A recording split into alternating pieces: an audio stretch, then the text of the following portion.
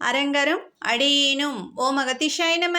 அரங்கமுருகா நினது திருப்படி சரணம். கொன்றை வேந்தன் ஏவா மக்கள் மூவா மருந்து. அறிவுடனும் புரிதலுடனும் செயல்படும் பிள்ளைகள் பெற்றோர்களுக்கு ஒரு பெரிய வரப்பிரசாதம் என்று அர்த்தம். மூப்பு தராத மருந்து ஒன்று உண்டு. அது சொல்லி செய்யாமல் குறிப்பறிந்து செய்து முடிக்கும் மக்களை கொண்டிருப்பது என்ற ஆறுமுக பெருமானே. மூவா என்றால் மூப்படைய செய்யாத என்று பொருள். இயற்கையான மரணம் நரை திரை மூப்புக்கு பின்னேதான் வருகிறது. மூப்படையாமல் இளமையோடு இருந்தால் நீண்ட காலம் வாழலாம். அதற்கான மருந்து அமிர்தம் ஆகும். மிருதம் என்றால் இறக்கக்கூடியது, அமிர்தம் என்றால் இரவாமல் இருக்க செய்வது என பொருள். ஆக மூவா மருந்து என்பது அமுதம் எனப்படும் அமிர்தமாகும்.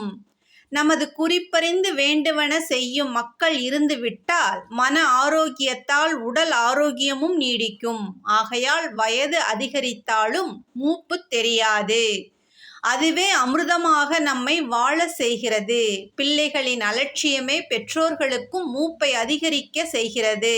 ஆகையால் ஏவாமாலேயே சேவையாற்றும் பிள்ளைகள் இருந்துவிட்டால் அதுவே அமுதமாகும் என்கின்றார் ஔவையார்.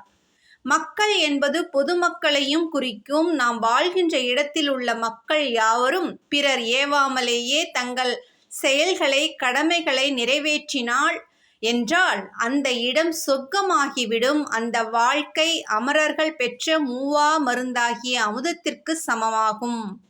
இத்தகைய அரும் மருந்தை ஞானிகள் உட்கொண்டனர்கள். சேவையாற்றும் நன்மக்களை பெற்றனர். அதனால் சாவாவரம் பெற்றனர். சொல்லாமல் செய்வார் மேலோர், சொல்லி செய்வார் இடையோர், சொல்லியும் செய்யார் கீழோர் என்றொரு சொல் வழக்கு உண்டு.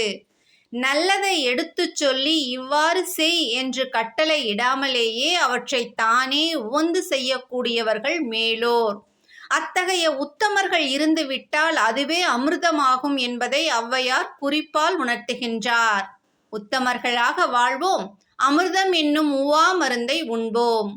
குருவின் அருளோடு பணிவான காலை வணக்கம்.